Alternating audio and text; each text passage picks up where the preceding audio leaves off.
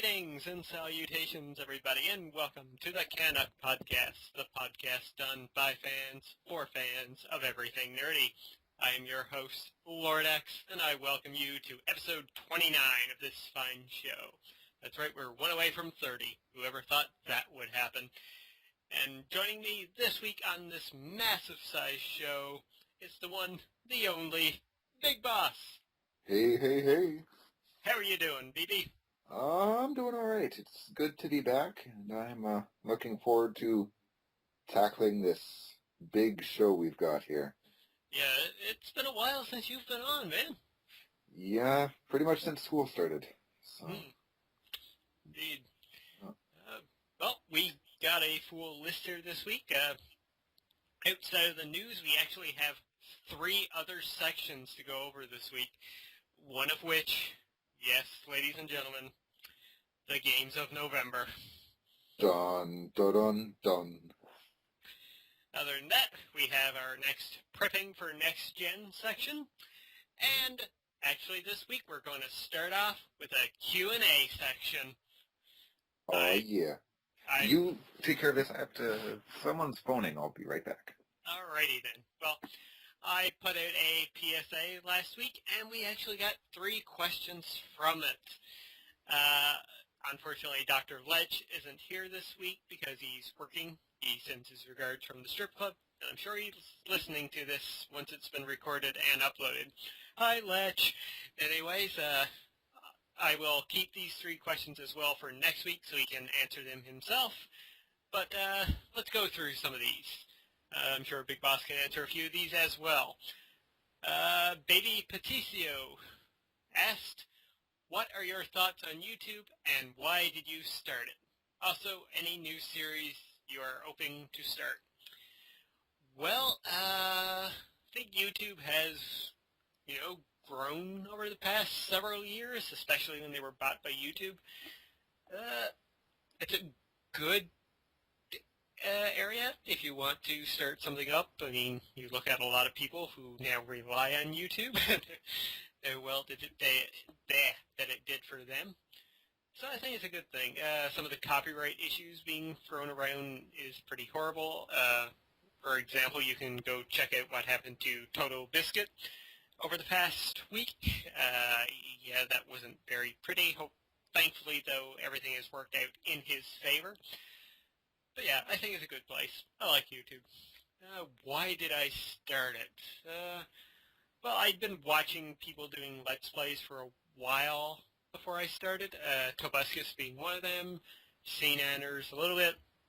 There were a few others that I watched, and still do actually, Brick Road being one of them. Yeah, just inspiration from those guys. I just wanted to start up my own channel and, just play games and share my gaming experiences with everybody. That's essentially why I don't monetize my videos. As for any new series I'm hoping to start, well, I did put out one today, my top 50 PlayStation 3 games. Part 1 of that is up. And as for anything I'm hoping to start, I do have a couple things in mind, which hopefully will begin soon, and November will be filled with new series. I've returned. Welcome back. Well, that was question number 1 answered. Okay. So, what are your thoughts on YouTube? I think it's a great medium for people to expose themselves. Not in that way, of course. But, lets people just kind of become stars without, needing to play the Hollywood bullshit connection game. Mm-hmm. I mean, you look at people like, PewDiePie, Tobuscus, you, everyone else, like anybody can do it. Anybody from their home. Mm-hmm. Anybody except me, apparently, with my technical difficulties.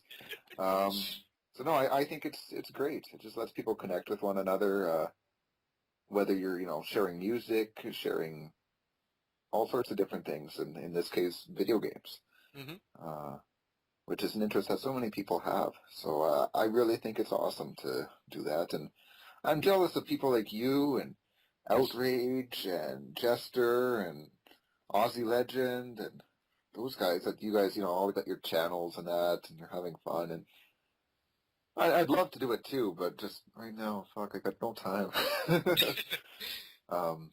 Hey, well, you can always come back and guest star on my channel again. Yeah, I would be more than, so when we find the time someday, I'd certainly like to continue with that. Well, who knows, with the PS4 streaming abilities, maybe we'll be able to stream on Twitch a little bit. I would be more than down for that. All right, so our next question here came from Daily BBS. How did you meet your friends, the ones on YouTube? Well, just through YouTube, actually, as I promoted it in my Shoutout Sunday series, all about networking and helping one another. And through that, I actually met a few people. Outside of that, I've met a few through epicbattleaxe.com. Amaret is one of them. Aussie Legends, another one. Isreal Pacheco, who co-hosted 2 episodes of the CanUK Podcast here. That's how I met those guys. So yeah, that's how I've met my friends on YouTube. And, well, as for Big Boss and Dr. Lech and JesterCarr and Crazy Cat, all of which who have appeared on the podcast as well, I've met them through a RPG, text-based RPG Marvel site. Yeah. So yeah, that's how I've met my friends, the ones on YouTube. Pretty sure it's essentially the same for you, right, Big Boss? I don't have friends on YouTube. I got people on Twitter. And one other shout I should mention here as well, and that's Deep Seated Geek, another YouTuber who I met through epicbattleaxe.com and is good friends with. I've met, the people I've met, like, Jester, Dr. Lech. I've met them, through Marvel Roleplay. And then, other than that, I got, Amaret and Aussie Legend, who I met through you guys. So, those are my little fan base of people. Yay. I welcome more fans. All right, and our final question here came from Isreal Pacheco, and that was, what is your favorite game of this last console generation? Now, we would answer this right away. Smiley face. You forgot the smiley face. Oh, yes, smiley face as well. But that's a good interlude to go into our prepping for next-gen section. Part 2. Yes, but before we do that, it's time to see who's going to win a free game. Ooh, put the names in the hat. That's what I was going to do, but since these 3 guys are the only 3 guys to ask us questions, I'm going to give each one of them a free game. What? So guys, if you don't see the podcast, I will be PMing you through YouTube, and I will have a list of various games there, and I want you to pick 3. And like your top pick and what you would want if that one's not available and what you would want if that second one's not available. That way, each of you will get a free game. Yay. Congratulations, and that's why you should always submit your questions and comments for us, because it gives you a chance to win. Indeed. So, we'll say this later on, but I'll say it right here now as well. If you got a question or comment, please ask it down below, and you can be randomly chosen, to win a free game. All right, so let's answer Israel's question by diving into our prepping for next gen part 2 section, which will include our top 5 games of this last generation and our bottom 5 games of this last generation. Ooh. Now, Big Boss, I know you've been preparing, and you actually have a top 10 favorite games. Yeah, because like I mentioned, I don't have some fancy YouTube channel, so this is my only way to get these out there. What do you know? So I guess I'll dive in. I'll list my games 10 to 6, and then for my top 5, I'll actually say a little bit about each one. Mm-hmm. Well, when we hit the top 5, we'll trade off. You do your top 5. Okay. Or number 5, I'll do my 5, and we'll rotate like that. Sounds perfect. So, Game number 10, The Elder Scrolls 4, Oblivion. Game number 9, Call of Duty 4, Modern Warfare. Game number 8, Dragon Age, Origins. Game number 7, Tomb Raider. Game number 6, The Walking Dead. Game number 5, Grand Theft Auto 4. All right, so let's go into the explanation. Why? Well, one thing that I'll just give a little disclaimer, GTA 5 isn't on this list yet because I haven't finished it. So, Okay. it's an omission. It could be, for all I know, hell, when I finish it, maybe it'll be number 1. But regardless, it's an omission. There's something about GTA 4 that I fell in love with. When I bought that game, I bought it as a present to myself for my 18th birthday. And I still remember sitting down, putting that in the PlayStation. I just bought myself an HDMI cable.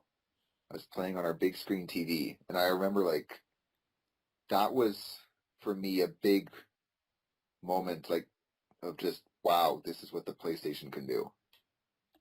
Mm-hmm. And I don't know, something about the story I loved. I felt I really liked Nico's character. Just hanging out with Roman, like, to a certain extent. Mm-hmm. His timing could be terrible. Fucking Roman. And not to mention one of my all-time favorite video game characters of all time, Brucey. Overall, yeah, I love Grand Theft Auto 4, and I still go back to play it, and just something about that game that I love. Mm-hmm. Cool beans. Mm-hmm. My number 5 is surprisingly not a PlayStation game. Mm-hmm. My number 5 is actually Super Mario Galaxy for the Wii. Because, well, I never owned a Wii, but my roommate at the time did. He bought Galaxy, and I'm pretty sure I put more hours into that game than he did at the time. Well, we both actually, after a while, started working towards unlocking Luigi. That was our main goal. But, yeah, I absolutely love that game because I never owned an N64, and I rarely played Mario 64, but I knew enough and everything else. But Galaxy was that one step further. And the level designs were just beautiful. It was classic Mario. I mean, some of the levels were a little bit easier, but then you had those hard as nail levels that just screamed Super Mario.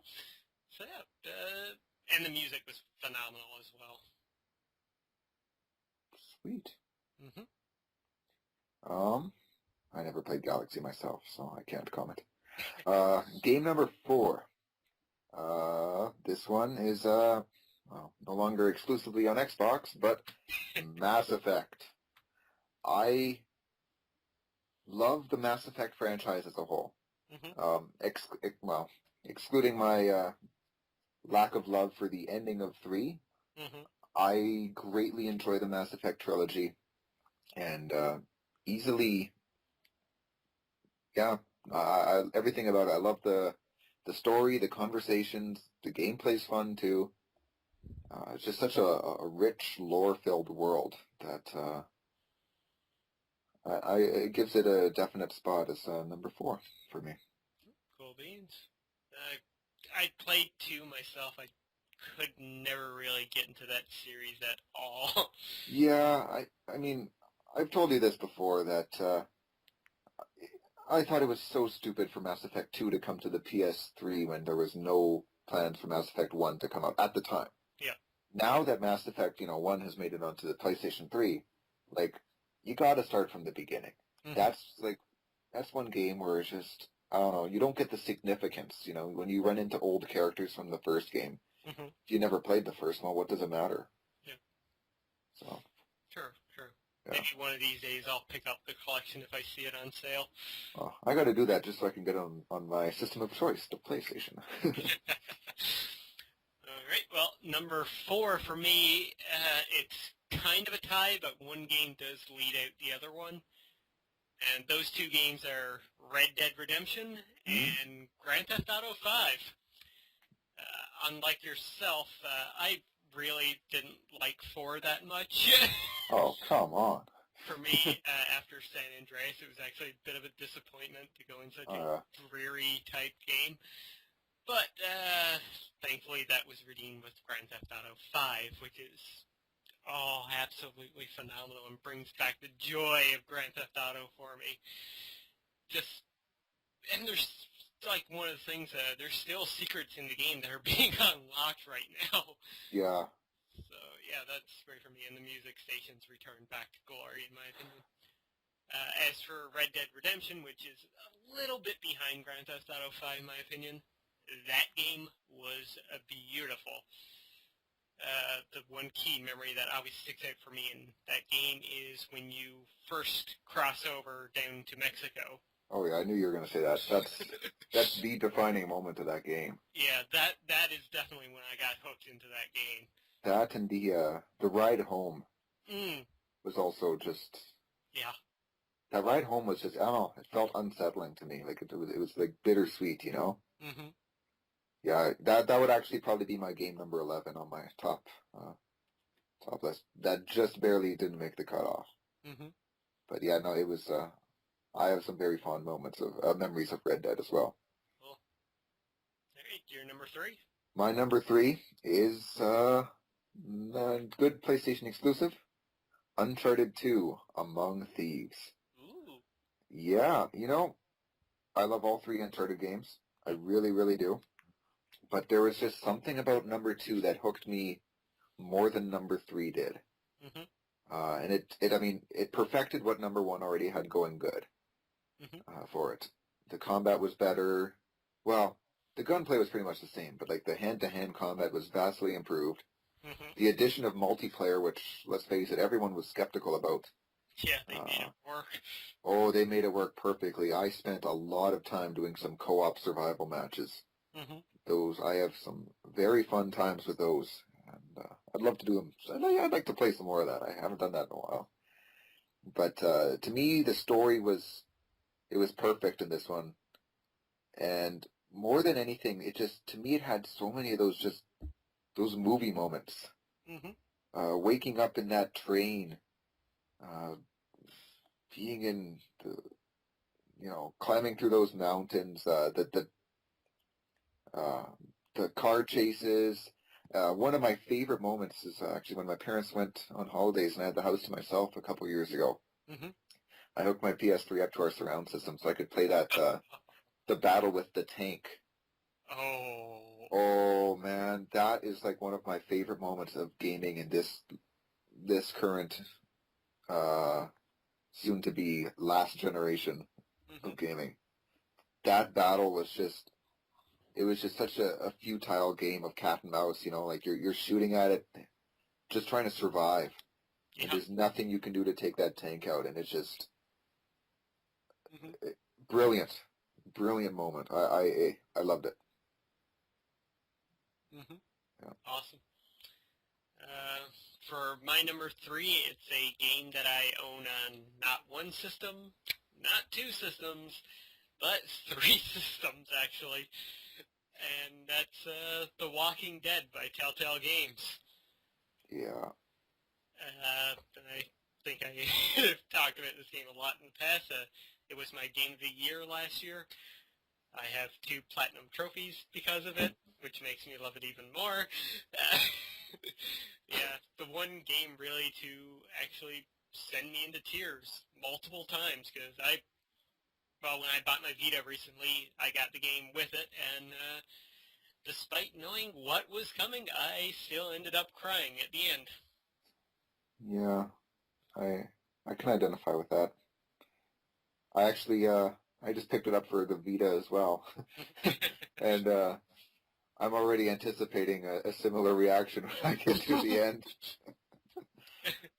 Yeah, that was my number 6, and to me, it was a toss-up between that and GTA 4 being number 5, because, yeah, Walking Dead was a brilliant game.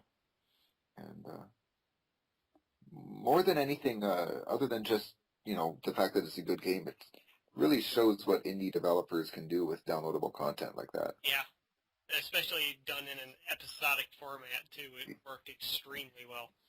Really paves the way for what's to come. Mm-hmm. So, moving forward, speaking of games that make you cry, let's talk about that first 20 minutes in The Last of Us, right? Yeah, number 2 for me is The Last of Us. Another Naughty Dog game. Mm-hmm. I was looking forward to this one since the moment it was announced, and holy hell, did it not disappoint. Mm-hmm. Yeah, within the first 20 minutes, I was already tearing up. I'm like, motherfucker. It takes Hideo Kojima 8 hours to do this to me. Well, 8 hours of cutscenes, not including gameplay. No, it took a chunk out of me. And I felt so attached to those characters. To Ellie, to Joel, to Tessa, when she was there. That was her name, right? Tess? Yep, Tess. Yeah, when she was there. You just care about them. Mm-hmm. The development of the relationship, too. Yeah. It's just... It was so natural. It was. You know what? And that's one thing I guess I left out of Uncharted discussing is it's not just the gameplay and the story, but like the characters just feel so real, too. Mm-hmm. The witty banter as you're like walking around in Uncharted, it's present in The Last of Us. Mm-hmm. You know, you're just walking around and someone will just notice something and just start talking. Mm-hmm. Like one of my favorite moments in Uncharted 2 is when you're on top of a roof of a building and you jump into a pool and Nate starts saying Marco Polo, right? And Chloe, what's her name? Chloe Fraser? Yep. Yeah, and she's all like, you know, you're stupid, right? Over, and then he's just like, fish out of water, and I'm like, like it's just it's just those little things. And while I can't recall any specific ones in The Last of Us, it had it too. Yep. The way the characters would talk in the middle of gunfights and stuff, that's what just gives it that extra sense of immersion that just makes things more, I'm not going to say realistic, but more involving. Mm-hmm. Yeah, I totally agree with you. Yeah, that's why, and the story from start to finish of The Last of Us had me hooked. Mm-hmm. So, yeah, number 2, right there. Well, my number 2 is actually one you've mentioned, and that's Uncharted 2. Ah. Yeah, like yourself, that is actually still my favorite in the series. 3 was fantastic all around, but Yeah. 2 was just that moment when they got everything perfect. It's one of those rare moments in gaming. Yeah. Yeah. And, well, the opening cutscene to that game still sticks with me, because that was crazy. Oh, yeah. All right, well, I need not say more. I think, yeah, I've seen everything I said about it. I think I summed up the love for that game. Mm-hmm. Well, my number 1 game, I guess? Yep. Well, as if there was any doubt in anybody's mind. Metal Gear Solid 4 Guns of the Patriots. What? As I had mentioned jokingly, this probably would have been maybe number 2 if I could have included the HD collection of Metal Gear Solid. Just to say, Metal Gear Solid 3 is, yeah. But regardless, yeah, here's another game that makes me cry. Fuck, that ending. I replayed the Metal Gear Solid games in June or something last year, when school was done, or maybe when I was still in school, I can't remember. Mm-hmm. Maybe I said fuck schoolwork and just decided to play them. But regardless, I played through them again, and I played through the others numerous times, but when I only played through 4 once, and that was when it first came out. And yeah, from start to finish, that game still hooks me. The gameplay was fun. I love returning to Shadow Moses. Mm-hmm. And seeing everything in HD now, and it's just like, wow. And then the memories, and then that ending. It's just, you know, I knew what was coming. I know all the twists that Hideo Kojima has thrown at me. I knew them all. Mm-hmm. And yet it still gets to me. And I played it and I felt like I was even more in love with it the second time Mm-hmm. than the first. Fuck it, I'm done recording. I'm going to go play it now. Like, that's how I feel. That's how I feel. I'm going to drop out of school and play Metal Gear Solid for the rest of my life because that makes me happy. That is like the most fulfilling feeling I've ever gotten in a video game. Mm-hmm. So, yeah, hats off. Hideo Kojima, you were a genius, and I await number 5 eagerly. Alright,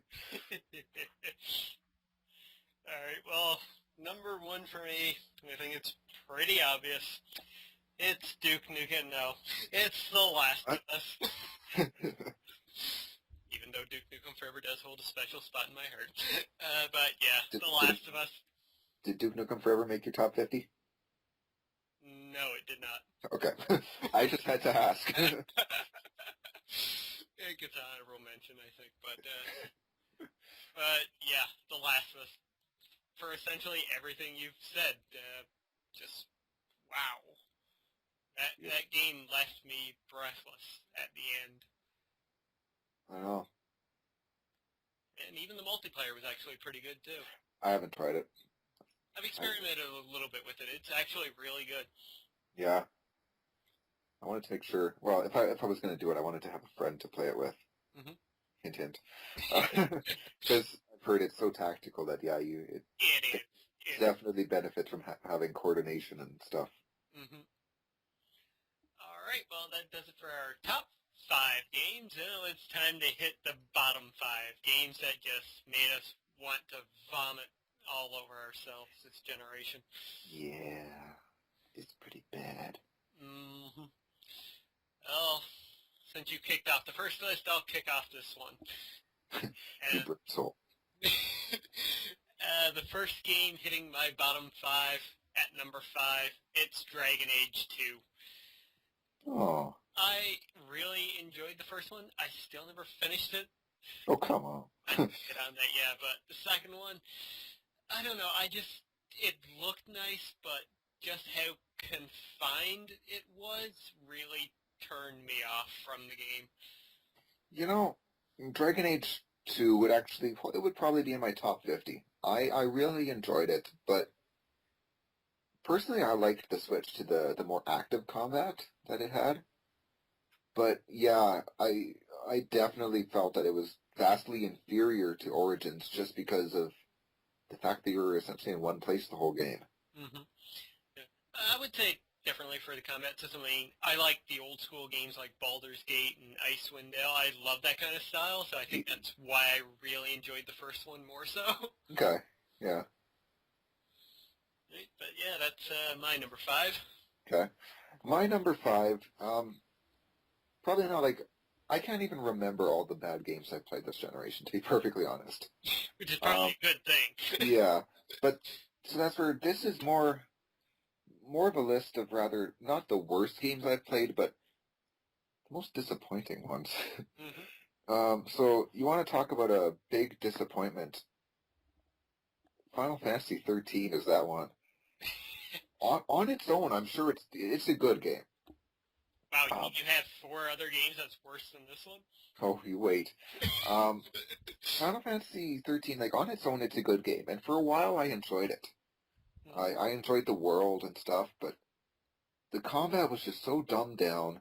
Mm-hmm. But then it also got ridiculously hard at one point, too, where all my characters were significantly underleveled, and I was dying while fighting normal enemies. Yeah. And yet I breezed through everything up until that point. Mm-hmm. So explain that to me, game. And then it was just, the story didn't really hook me, ever. I was hoping it would, but I found myself not remotely caring about Hope, or Vanille, or Lightning, or Snow, or Fang. The only guy I cared about was Zaz, because he was the only guy who had a story that seemed real. Mm-hmm. He cared about his son, and it's yeah, I get that. Mm-hmm. Not because I have a son, but that you know. Better start getting on the phone and figure out where who's the mama. Regardless, yeah, just overall, I was so looking forward to it, and we waited so long for it, and it did not deliver. Mm-hmm. So, yeah. All right. Well, coming in at number 4 for me is another sequel, and that's BioShock 2. absolutely love the first one, and yes, it's somewhere on my top 50 list. And yeah, the second one was, it was such a disappointment for me. It was so bland. It is, to me, the perfect example of taking a franchise and butchering it to death. Yeah. And that multiplayer was god awful. You had multiplayer? Yeah. Ew. Yeah. Why? It was bad. Yeah, well, oh my god. Why would you do that? And to be honest with you, I almost stuck BioShock Infinite on this list as well because Really? yeah, I've been trying to play it. I still cannot get into it. I'm going to finish it. I swear to God, I will finish it. But yeah, I don't know. I just can't get into it that much. Okay. Well, BioShock 2 was my number 4. Well, my number 3. Oh, no. Sorry, I'm used to being one ahead of you. Fuck, who's at my fucking door? I'm not answering. Sorry.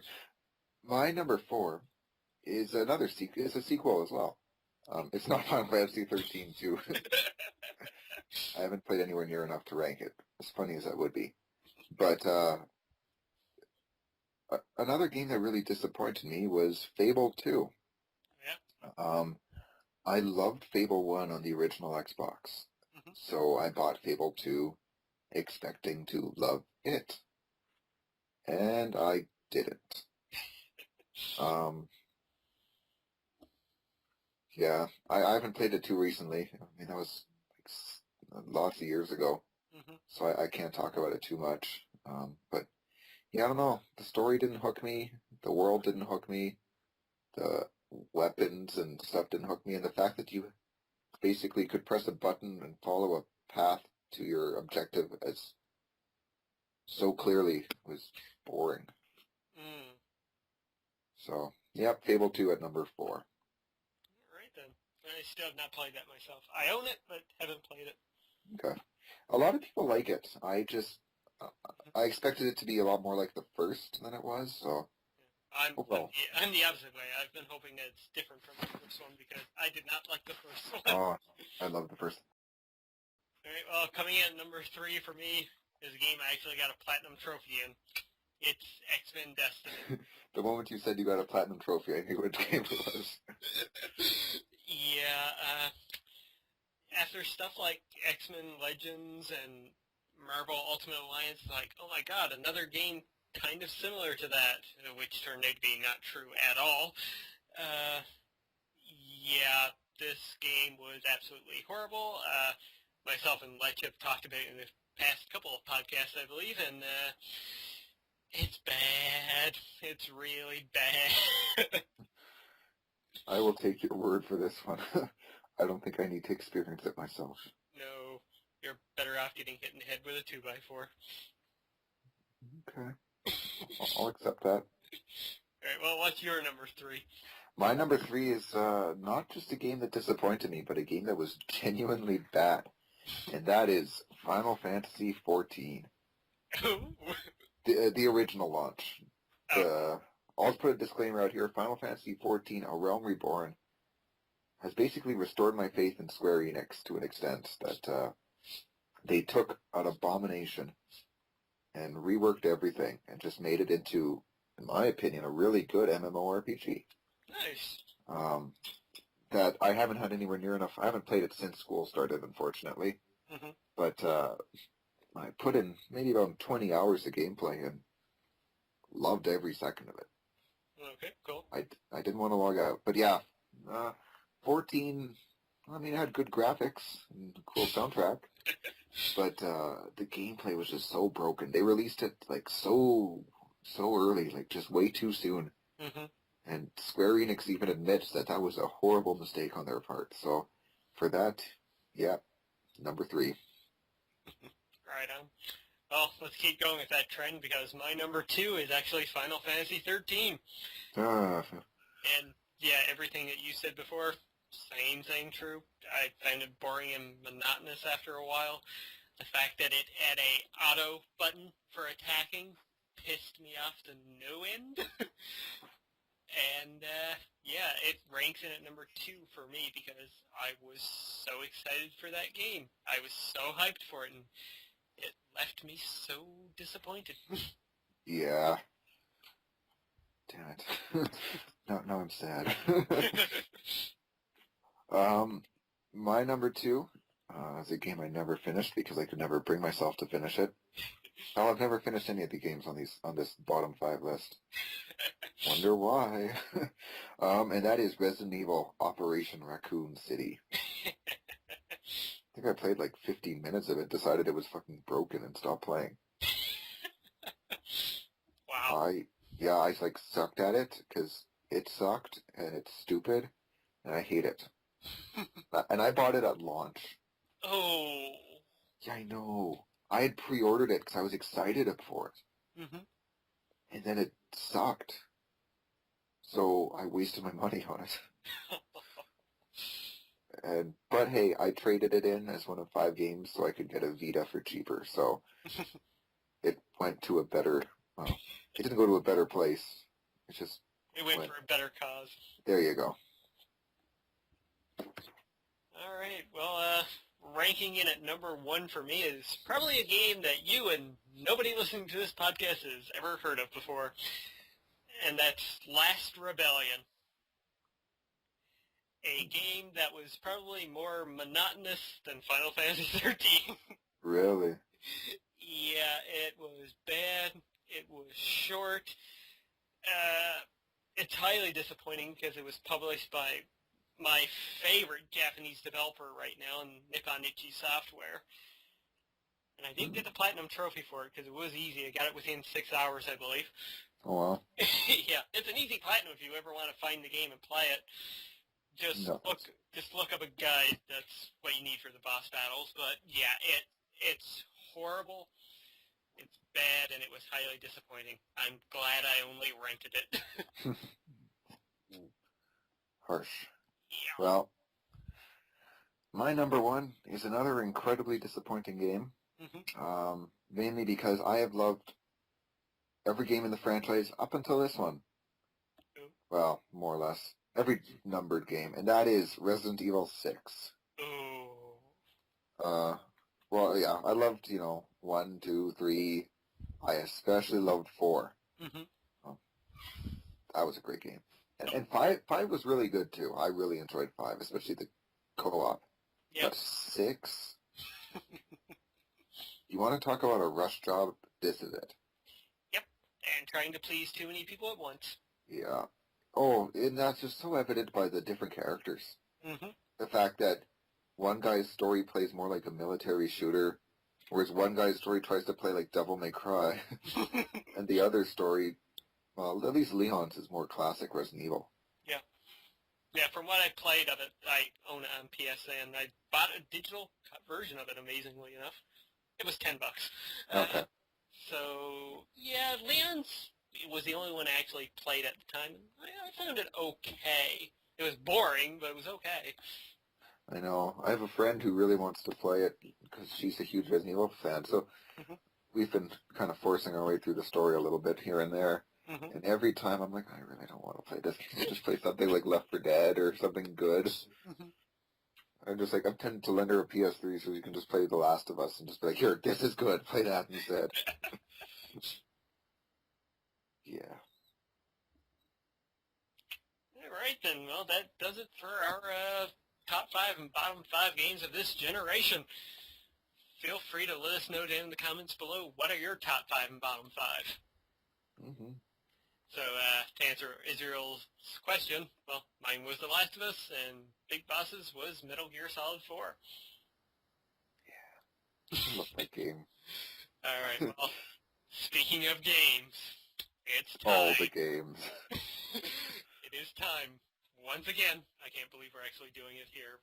Well, we kind of have to because this is the last show before November starts. Yep. It's time for the games of November. Well, I need a drink. No, we don't have time for that. Let's dive in. All right. Well, as per usual, I will talk about the game. I will list every game on the date, and then we will talk about it. Okay. So, diving in on November the 1st, it's Wii Fit U for the Wii U. Exercise. There you go, Wii users. You have an exclusive. I'm sure all the soccer moms will love that one. Yeah. All right, well, coming in at number 5, it's Call of Duty Ghost for Windows, Xbox 360, PS3, and Wii U. Oh, the puppies. Caller of Duty. Yeah.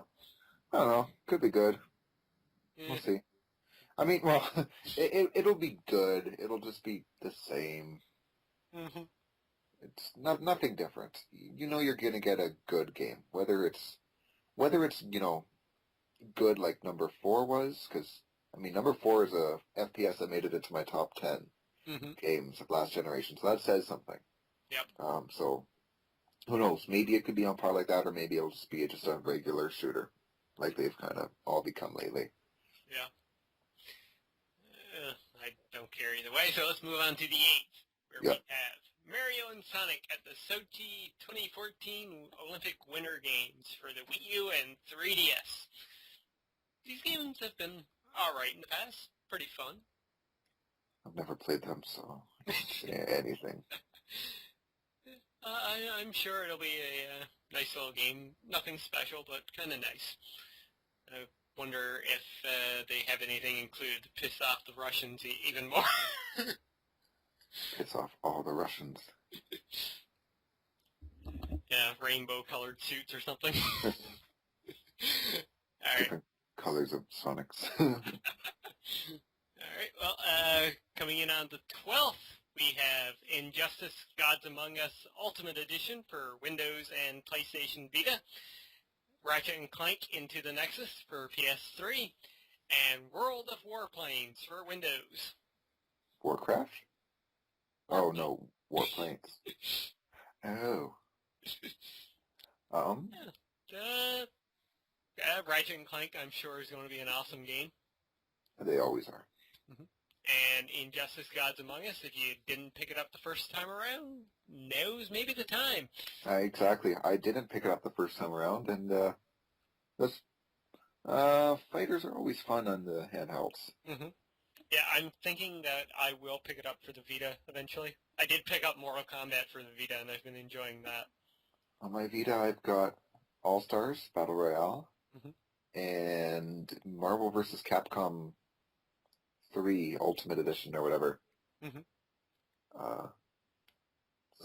And that's fun to play on the Vita, and the colors are so vibrant on the screen. It's really cool. Awesome. Yeah. So yeah, Injustice Gods Among Us Ultimate Edition. I believe it's dropping as well for the 360 and PS3 on that date as well, but not exactly sure. All right, World of Warplanes. No fucking idea what that is. Me neither. Could care less. I'm assuming it's something like World of Tanks, maybe? But with planes. Yeah. All right, well, let's move on to the 15th. What's happening then? Well, the PlayStation 4 is coming out. Shit. And with the PlayStation 4, we have the following games. Assassin's Creed 4, Black Flag, Battlefield 4, Call of Duty Ghosts, Contrast, which is actually coming out for Windows, PS3, and 360 the same day as well. DC Universe Online, FIFA 14, Just Dance 2014, Killzone Shadowfall, Knack, Lego Marvel Superheroes, Madden NFL 25, Minecraft, which I'm sure will be on PS3 and Vita then too, but don't quote me on that, NBA 2K14, NBA Live 14, Need for Speed Rivals, Resogun, Skylanders Swap Force, Warframe, War Thunder. And also coming out on the 15th is X Rebirth for Windows. Bitchin'. So yeah, launch day of the PS4.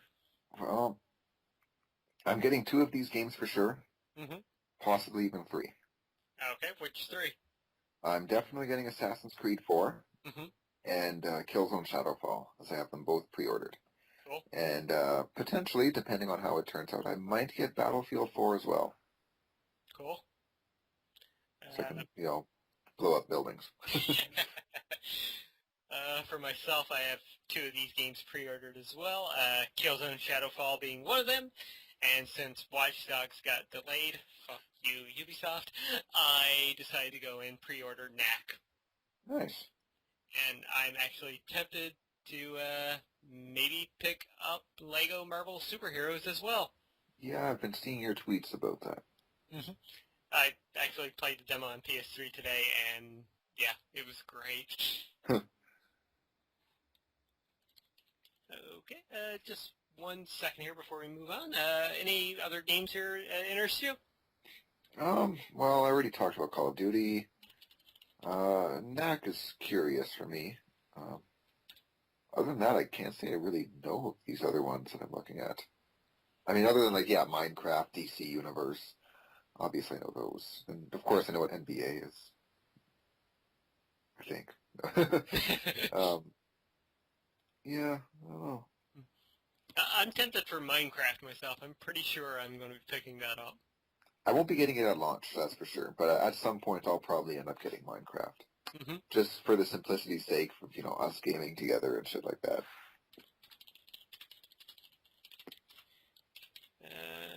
We may be getting somebody else joining us now in a second. Maybe. Incoming podcast member. Well, yeah, I too had, I'll stall for time. I too had pre-ordered Watch Dogs. Mm-hmm. Or, no, hadn't pre-ordered. Was going to pre-order, maybe? Yeah. And then it got delayed, so I needed I wasn't content with just having first-person shooters. All right. I wanted, we do have somebody dropping into the podcast right now. Hello. Oh, hello, Isreal. Welcome to the podcast. Hey, sorry about that. I saw your Twitter message earlier, and then I was like, wait, is he recording today? So, yeah. Sorry about just dropping in out of nowhere. Probably messing your guys' things up. Nah. yes. More the merrier. I'm the honest one here. No. Makes the show more exciting. But we were just going through the releases that are coming out on the 15th of November. Oh, okay. Yeah, I'm looking for, because you sent me the text file, and now for some reason it's not showing up. Oh. You can send it again to see. Okay. I just derailed the show completely. That's what editing's for. Like I edit much. Okay. This is what makes the podcast fun. You never know what's going to happen. Okay, are they going through now? Okay, now it is, yeah. Alright, I'll pull this up. I bet you guys are going to be here a long time, because November's got so many releases. Yep. Like October. Mm-hmm. Yeah, we were just going through the 15th ones. Since you've pre-ordered your PlayStation 4, what games are you picking up, Israel? Day one, Killzone for sure, because I got that bundle. Nice. With the Killzone and PS Plus. And probably Assassin's Creed 4. I have to beat 3, though, by then. Which, this year, I played through Brotherhood and Revelation, so I've been, like, going nuts with Assassin's Creed. Like, I was a huge fan. And then after 2, they started doing, the yearly iterations, and I was like, eh. And then, like, it just started to pile up, and I'm like, okay, this year I need to catch up. So, yeah, and that's about it. I might pick up NAC, too, I'm not sure. Or it might be either NAC or, like, a second controller, so I don't know. How about you guys? Well, for myself, Killzone and NAC, and I'm deciding on either Lego Marvel Superheroes and Minecraft. Oh, yeah, Lego looks pretty cool. I'll probably get that, like, eventually down the line, so I could play with my little brother. But I don't think I'm gonna get it right away. And Minecraft is gonna be digital, right? It's not gonna be a physical release. Mm-hmm. Okay, yeah. Because I thought they might do like how Xbox did it, where they did the physical release, which has sold pretty well actually. Mm-hmm. Surprised me that not even nobody had bought it, I guess. Like, there was millions of people that bought it, but then people wanted a physical. So, I don't know. Right on. And I myself, I got Killzone Shadowfall pre-ordered, and same with Assassin's Creed 4, and I might get Battlefield 4. I'm on the fence for that. I really want to see how it turns out, because I heard some previews were saying that it wasn't running so well on That's the exactly. PlayStation, and Yeah. so I'll probably wait till the reviews come out, and I'll probably end up picking it up. It does look good, which is funny because I'm a fan of Call of Duty, and this year I do not give two shits about Ghosts. Like, Yeah. really, I played every Call of Duty. I'm not like a huge fan, like one of those people that plays like hundreds of hours, but I do enjoy the story modes. I do play a little bit of multiplayer. I really enjoyed Black Ops 2, but this year, Ghosts, even the next-gen version looks terrible. I'd rather get it on just regular 360. It doesn't look impressive at all compared to Battlefield. Agreed. Yeah, I was going to get Battlefield 4 day one for sure until I saw that same article saying that it doesn't, I don't know, not looking like it's delivering. So I'm just like, yeah, I'll wait until the reviews pour in. I already got 2 games pre-ordered. I can pick that one up a week later or something. Mm-hmm. All right, then. Well, let's move on to the 19th of November, which gives us Assassin's Creed 4 Black Flag on Windows. I'm going to be saying that a lot this episode. EVE Online Rubicon for Windows. Need for Speed Rivals for Windows, PS3, and Xbox 360. And Young Justice Legacy for Windows, PS3, 360, Wii U, Wii, and 3DS. I don't think I'm personally interested in any of those. I think the last Need for Speed I played was Need for Speed The Run, and I did not have a good experience with that one. Mm-hmm. For whatever reason. I know some people, the controls didn't bother them, but it really bothered me. The controls, like, at first I was like, okay, this could get used to, and then like maybe an hour in, I'm like, this is not working out for me. So I'm not really looking forward to anything on the 19th. But what about you guys? No, nothing for me. Yeah, nothing for me either. I'm kind of interested in Need for Speed, but again, PS4 version. Especially after that article that said like the PS4 version was almost like exact to the PC version, or better. Yeah. I think It's funny. This time around, it seems like the tables have turned. When last time it was the superior versions were usually on Xbox. This time they're on PlayStation, which is so surprising. It seems like this console generation there's been a complete flip, which is good for Sony because they're doing what they have to in terms of commercials, and they're doing a hell of a job marketing the system. It's crazy. Yep. Mm-hmm. All right, then. Well, let's move on to the 22nd, where we had the release of the Xbox One. And with that release, we have a ton of games for the Xbox One, and those include Assassin's Creed 4 Black Flag, Battlefield 4, Call of Duty Ghost, Crimson Dragon, Dead Rising 3, FIFA 14, Forza Motorsport 5, Just Dance 2014, Madden NFL 25. Okay, I was about to read Mario Party there for a second. NBA 2K14, NBA Live 14, Need for Speed Rivals, Peggle 2, Power Star Golf, Rise Son of Rome, Skylander Swap Force, Zook Tycoon. Zook Tycoon. Killer exclusive. That's a killer app right there. Also coming out that day is Mario Party Island Tour for the 3DS, Super Mario 3D World for the Wii U, Tearaway for the PlayStation Vita, The Legend of Zelda, A Link Between Worlds for the 3DS, and Zumba Fitness World Party for the Wii U, Wii, and 360. There's a lot of stuff. Yeah. It's like, Yeah. Oh man, this is crazy. A lot of stuff on that day. It really is. A console launch and then all these games from Nintendo and Yep. Oh my lord. I love the fact that Nintendo were like, yeah, screw it, we're just gonna release stuff for the Xbox One. It's like we're gonna come hitting hard. We're gonna do Mario and Zelda on the same day. Like, and yet screw these guys. And yet they stayed away from the 15th. Like nothing there. That's pretty funny. And once again. Oh, sorry, man. No worries. all good. Yeah, what I was gonna say, once again, Sony sent the game out to die with Tearaway. Oh man, this is sad. The game looks fantastic, and it's from Media Molecule. I love those guys. I'm a fan of LBP, Little Big Planet, and I don't know.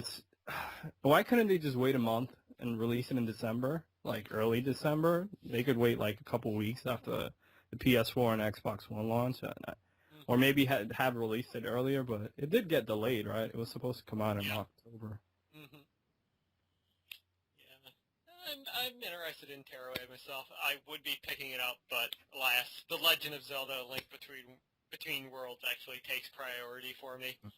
Because yeah, that I'm not that excited for, honestly. Like I'm more excited now that I've seen more footage of it, and like the story stuff, and what they're trying to do with it. I don't know. It's just not exciting me. It's been a while since like a Zelda game really grabbed me. I bought Skyward Sword and played like an hour of it and couldn't get into it. I think it might have been because of the motion controls. That's the only option they gave you instead of using a traditional controller. Okay. Maybe that put me off, but I am interested in this, but it's not a day one for me. What about you, Big Boss? Zumba Fitness World Party. No, nothing this time around. Everything that's coming out for the Xbox, I'm getting for the PlayStation. So I'm like, yeah. For me, probably the only game this day is Super Mario 3D World. I'll probably get that right away because that's looking really good. You forgot one game to put on here, and Oh? Maybe this will refresh your memory.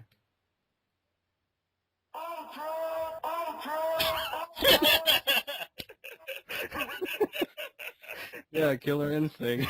That's gonna be a launch title for Xbox One. So that's probably the only game that if I were to get an Xbox One, I'd be pretty excited to play. But I could wait to play it. I really want to play it, but I'm gonna wait. Okay. Oh my. And that pretty much does it for the set dates, but we do have 2 games on the to be announced section, and just like a bad dream, it keeps coming back. It's Ash's Cricket 2013 for Windows, PS3, 360, and now the Wii U and Wii. Ooh, they added some consoles. What the hell is this? And this is Game of the Year. Game of the Year, really? Oh yeah. And also for November, if you thought that was bad enough, we have Don Brendan Cricket 14 for Windows. Okay, so this is a sports game then, right?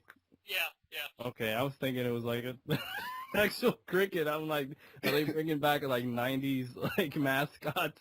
That's what we thought too until we looked it up and discovered no, this is actually cricket. Best part of it, this was, I mean, sure, we got Ash's Cricket returning. That was bad enough, but it has a competitor. I wasn't aware that there was a market for cricket video games. This is like COD versus Battlefield all over. And that's it. That's exactly it. I'm going to come out here right now and say that Ash's Cricket we knew about first. So I am Team Ash's Cricket right to the end. I gotta go with Don Bradman. I don't know. He sounds like a gangster with the Don name. I gotta go with that one. Oh, this is hilarious. And hopefully these 2 come out this month, because if I have to announce them once again for December, God help me. Maybe they just keep delaying it forever. I swear, this is like the 4th time we've had Ash's Cricket on this. Yeah, I think you did have this last month when I was on for the Games of October. I think back then I was like, yeah, what the hell is this? I still remember finding out about it in like August or something like that too. Before that, I think the first time this game around was like back in like May or June. Yeah, maybe. Back when I used to do pictures for every single game, because I remember having to try and find one for this. Yeah. I just have to ask the question, like, how many people are going to buy these? Like, I can't think of a single person I know who's going to go to, GameStop, EB Games, or what, Best Buy, and be like, yeah, I can't wait to get Ash's Cricket. I want to go in and see if I can pre-order it. Yeah, or if it's even, I'm going to go on the website, see if it's even there. Oh my. Yeah, November, jam-packed with games.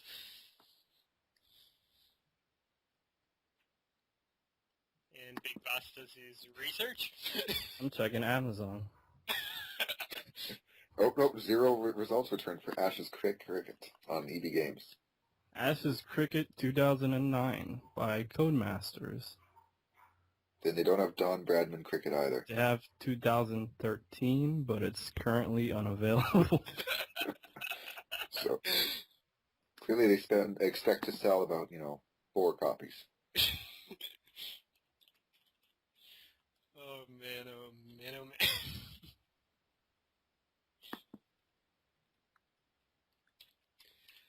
Alright then, well, I guess we should move into our news section. Yep. Before we do that, let's just backtrack a little tiny bit into our prepping for next gen section. And Israel, I wanted to ask you, what are your top 5 and bottom 5 games from this last generation? Hard. Put you on the spot. That's hard. That's what she said. Yeah, exactly. I think probably off the top of my head, in no particular order, Journey, Walking Dead are definitely up there. Beyond Two Souls, which I just finished. Uncharted 3 and Assassin's Creed 2. So that's 5 right there for top of this gen. Bottom gen, probably like the most disappointing games. Probably Aliens Colonial Marines was terrible. Street Fighter Cross Tekken, I was really hyped for that. I didn't really like it. Let's see. Duke Nukem Forever, I enjoyed it, but it was disappointing. Damn, I can't think of, well, those are 3 right now, right? Yep. 2 other ones that I hated. Oh, Homefront. It started off great, that first-person shooter. It started off great. It had a really good opening, and then it wasn't that good. 5th game. I can't think of anything else. All right. No, if you can't, that's fine. I think we can move on. Yeah, I can't think of any other crappy games. There probably is something that will, like 5 minutes from now, I'll be like, oh yeah, that game was garbage. Well, no use dwelling on the bad things. Indeed. All right, so with that in mind, let's dive into our news stories this past week. And hey, we've got 6. Perfect for dividing it up. Big Boss, why don't you get us started? All right. Well, due to poor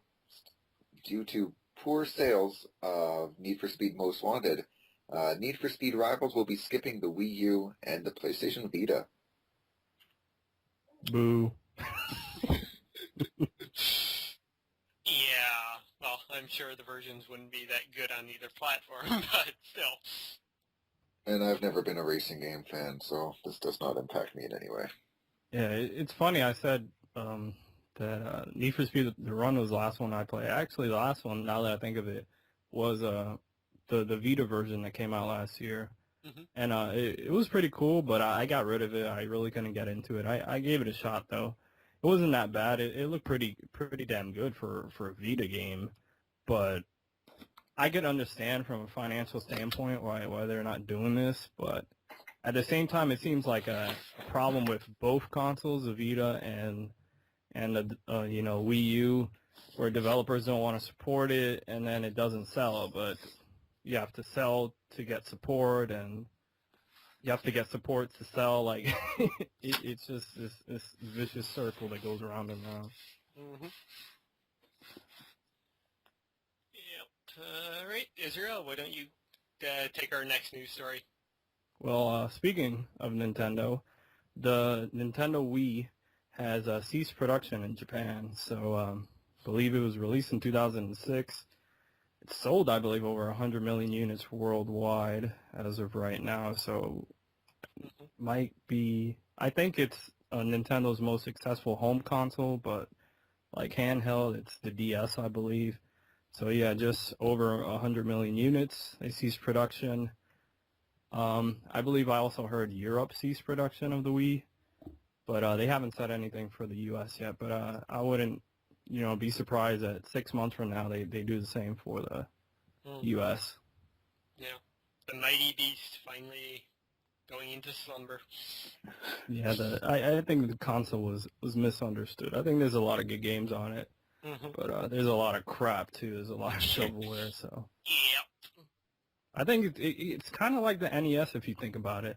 The NES has a lot of crap on it, but there's a lot of good games too. It's, it's one of those consoles. Even the PS2, when you think about it, had such a huge install base that there was bound to be crap on it,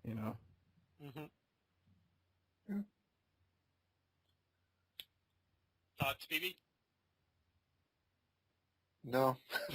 I make fun of the Wii all the time, but it's good old-fashioned ribbing. I got nothing against Nintendo. Yeah, it did have its issues. It wasn't perfect. No. There's a lot of waggle stuff going on. Oh, totally. I mean, the GameCube was guilty of that too. Frankly. Yeah.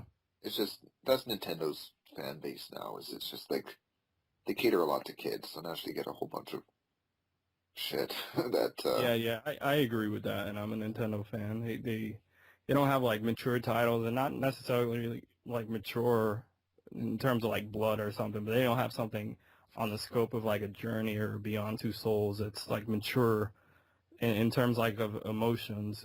I haven't really experienced something from Nintendo, just like pure joy, from playing Mario, but nothing like deep emotions.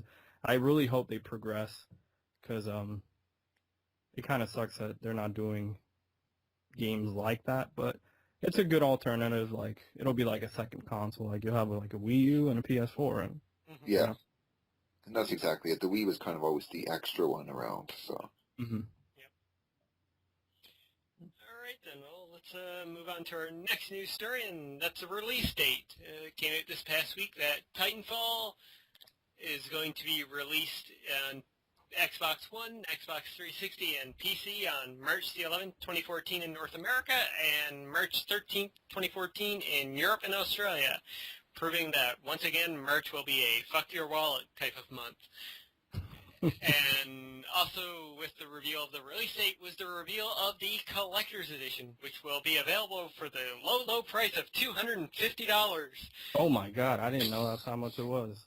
And will include an exclusive collectible 18-inch handcrafted Titan statue with diorama and battery-powered LED lighting, a full-size art book featuring more than 190 pages of rare concept art, and an exclusive full-size schematic poster of the Atlas Titan. Yep.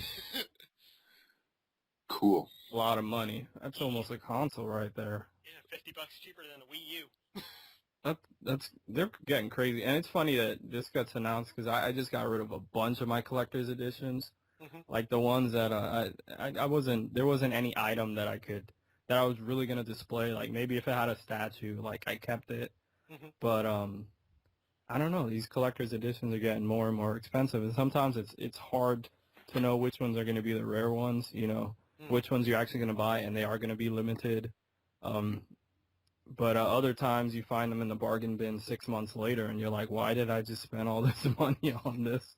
Yeah. So it looks nice. The statue looks nice. And it's nice that we got a release date, but in terms of Titanfall, I think we're going to see that eventually on the PS4. I think it's going to be one of those timed exclusives. I don't think it's going to be completely exclusive. Yeah, EA not wanting more money? What's up with that? Yeah, it's probably going to be like Mass Effect. Maybe a couple years down the line they bring it over. Well, the fact that it's now coming to, PC as well, it's like, okay. It's not just going to be, might not just be Microsoft exclusive.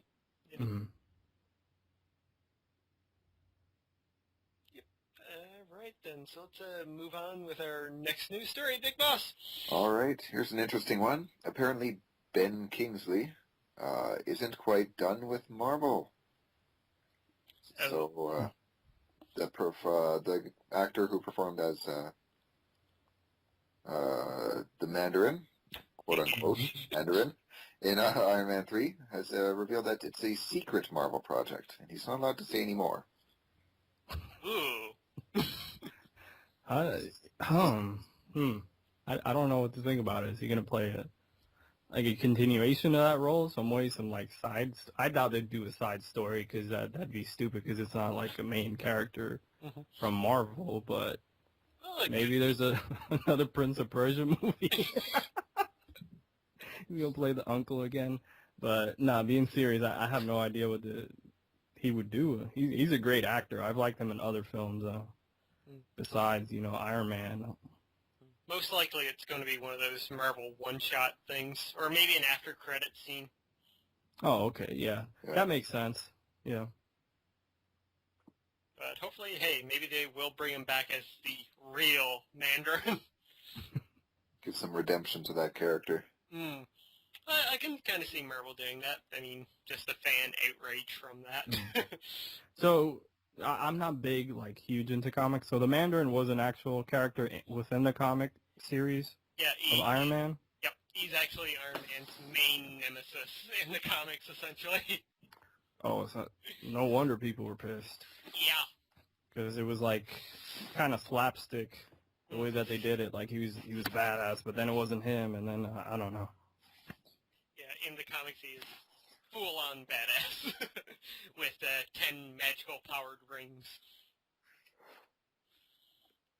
All right, well, Isreal, you've got our next news story, which is kind of movie-related. Yep, so the next story here, while you hear my dogs barking in the background, damn chihuahuas,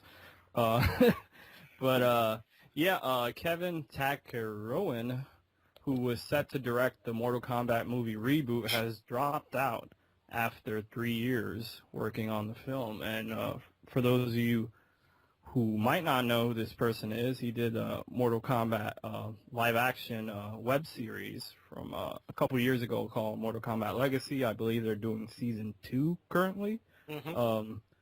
But yeah, he dropped out of the reboot for whatever reason. Maybe the film wasn't going in the direction he wanted. This is commonplace with a lot of video game movies.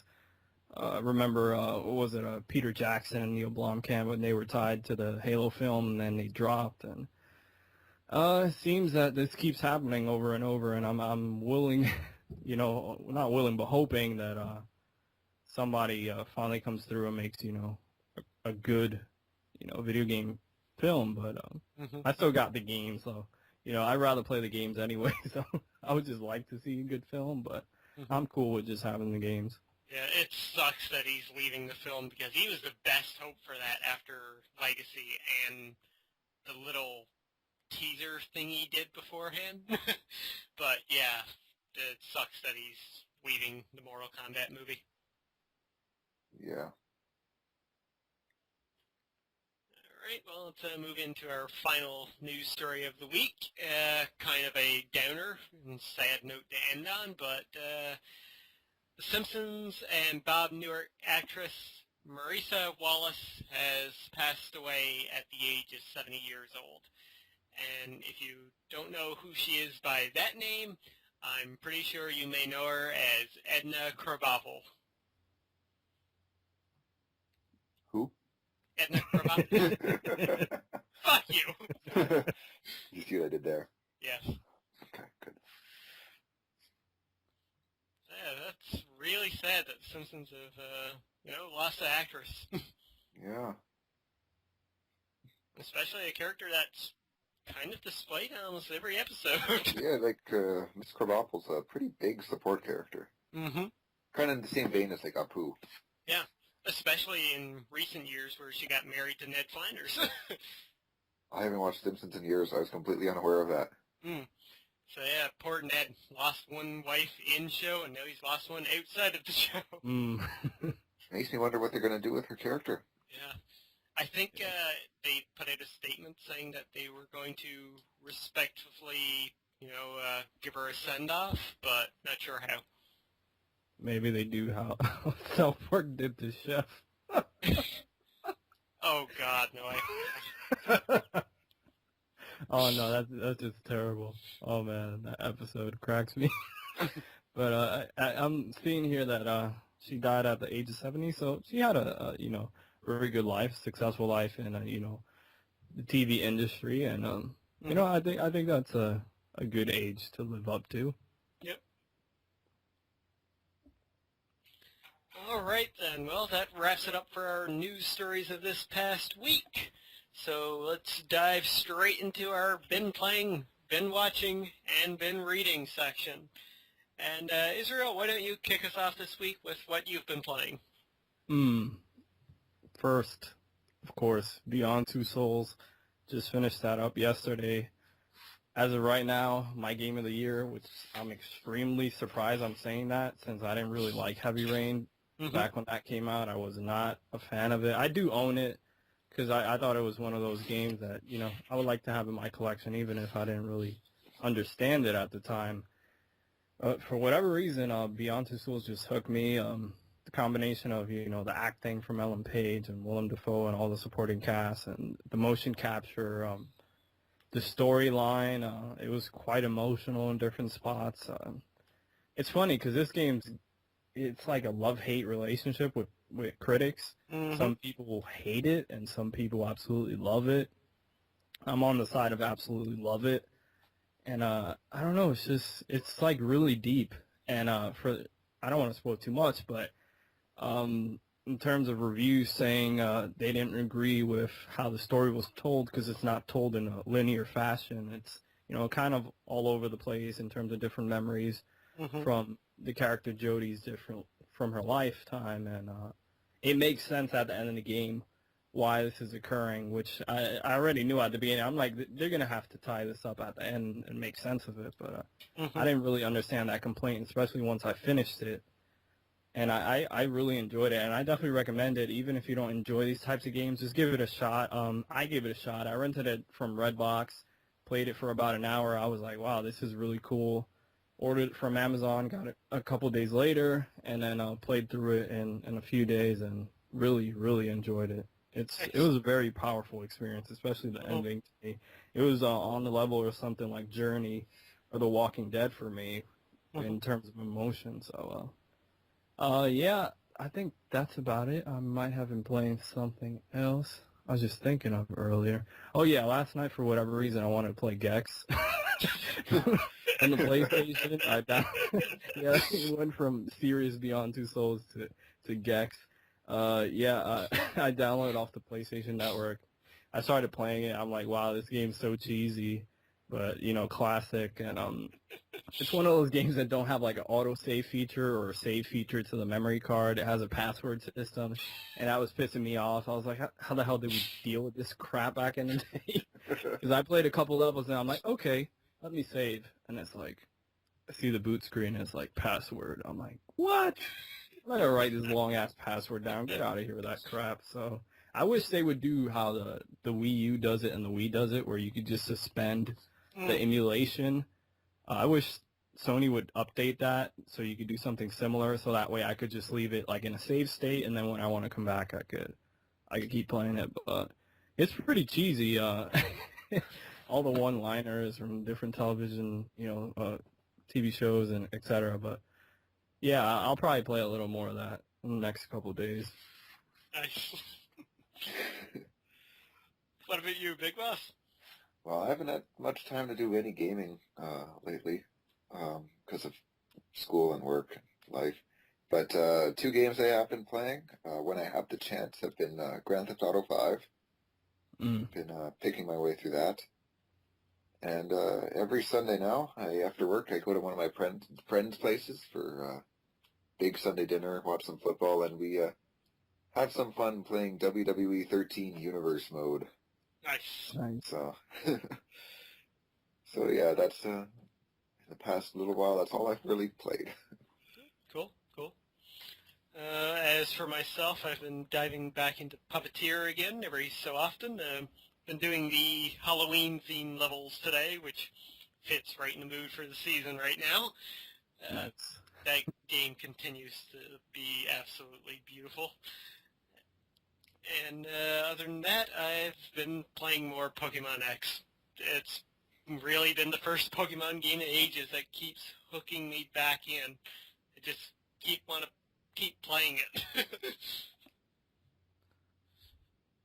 Yeah, excuse me.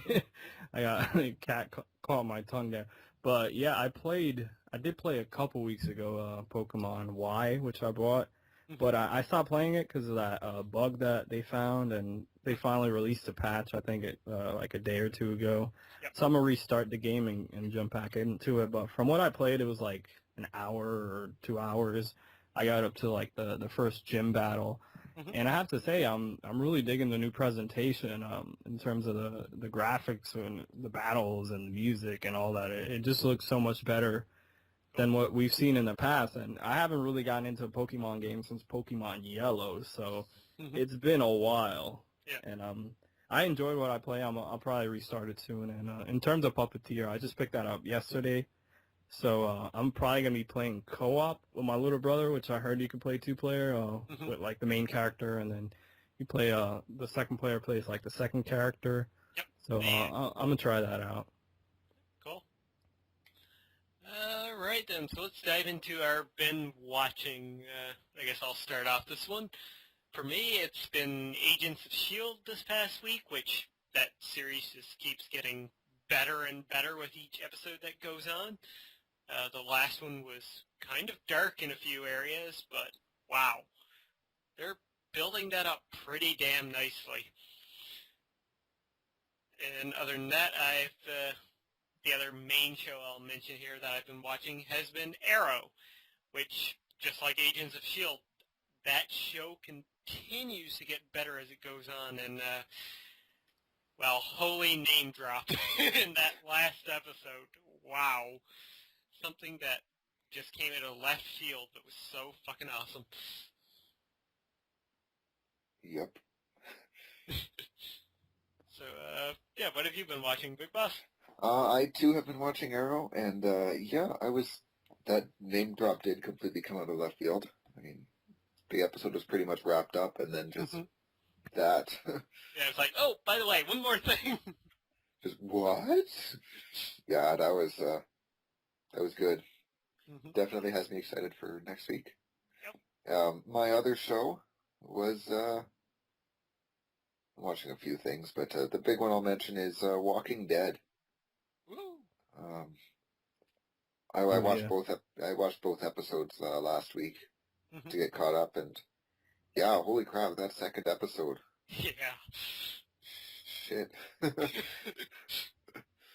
Shit is going down this season. Oh, big time. Yeah. Yeah, I'm definitely really curious to see where it's going to go from there. Yeah, who's going to be the first main character to die off this season? $5 says it's Tyrese.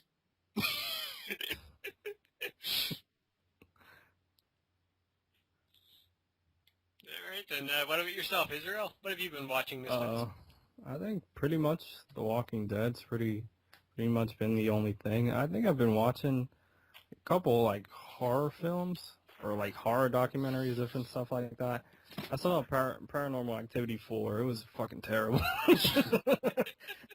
I enjoyed the other movies. I thought they were entertaining. I still think the first one's the best because, of course, it's the first. And by the second movie, you know all the tricks and stuff they're going to pull. But 4 was just boring. And I was like, man, this is whack. Then I was watching a documentary on the Amityville Horror. That was pretty interesting. So I've been watching stuff like that since Halloween's right around the corner. And I'll probably continue to watch like more horror movies and stuff. Maybe play some horror games too. Cool. All right, and as for been reading, I've got nothing. I got nothing. I got nothing either. Well then, that wraps up the been playing, been watching, and been reading section. So, let's dive straight into shameless self-promotion to wrap this up. As for myself, the only thing I want to promote right now is the start of my top 50 PS3 games list, which I've realized after I finished editing and whatnot, I've missed out on 3 games that I wanted to include into it, so don't yell at me. I heard that slow clap. Alright, oh yeah, and new stuff coming in November, including Guacamelee. Alright, Israel? Israel, you have anything to promote? Right now I'm on a little hiatus from YouTube for a little while. I'll probably be back sometime soon, but I did start up a separate channel called Project PlayStation, and for whatever reason, I just wanted to start up a channel based around, PlayStation content, whether it's, PS Vita, PS3, maybe a couple classic PS1 games, some, merchandise, art books, statues, collectibles, things like that. Cool. Everything Sony. Because I know there's a lot of channels. I was thinking about doing one about Nintendo, but there's a lot of stuff about Nintendo on YouTube. And I kind of want to create like my own little identity. Even though I have, my regular channel and I talk about all different consoles, but I kind of want to try that out to see how it works out and just do a channel focus on PlayStation. Cool. And it's youtube.com/projectpsx. So that's pretty easy. I try to keep it simple. Awesome. We look forward to seeing it. I appreciate it. All right. What about you, Big Boss? Got anything to promote? Oh yes, all the stuff. Unfortunately, I don't have YouTubes like you guys with your fancy YouTubes. I just have Twitter. Yay. Follow me on Twitter at @the_Highwind32 and hear me bitch about how tired I am every morning and how much I need coffee and how much I hate school and work. Yay. Occasionally I tweet about music too. And wrestling. And UFC. Maybe football. Mm-hmm. Such is my sad, sad life. Oh, my. All right, well, that does it for shameless self-promotion then. Just wrap things up here. Questions and comments. If you have any, please leave them down in the comment section below. Tell us what games you're going to be buying this November. Comment on any of the news stories that we talked about. Tell us your top 5 and bottom 5 games of this past generation. And remember, if you ask questions and comments, you can have a chance to win a free game, just like Israel did earlier on in the show. Which he wasn't here for. That's what I remember. Yeah, congratulations. You won. I put that question down, and then I listened to the previous podcast episode where you guys were talking about your favorite moments of this generation. I was like, oh, I know they're going to do it next episode. I guess I won. I don't know. Well, all 3 of you did. I'm going to give each of you a free game. Because 3 people dropped questions, all 3 of you are getting a game. Oh, that's cool. All right, so, yep, that wraps it up for this podcast. Big Boss, do you want to do the honors this week? Sure, I'll try to remember what I used to always say. Well, thanks for tuning in, boys and girls, to this week's edition of the CanUK Podcast, in which we brought you a lengthy list of games from November. I've had fun recording this, and I'm sure my co-hosts, well, not co-hosts, my fellow Canucks, who may or may not actually be Canucks, have enjoyed recording this for you too, as I don't know where Israel is from. Probably not Israel. Yeah, not Israel. Florida. That'd be an interesting coincidence. But thank you for tuning in, and I've been Big Boss. Joining me this week has been Lord X and Israel Pacheco. Yep, you got it. Yes, I could do things. Feel free to leave questions and comments, and be sure to catch you next time on the next installment of the CanUK Podcast. Until then, peace. Beyond. Oh, wrong podcast. Goodbye, everybody.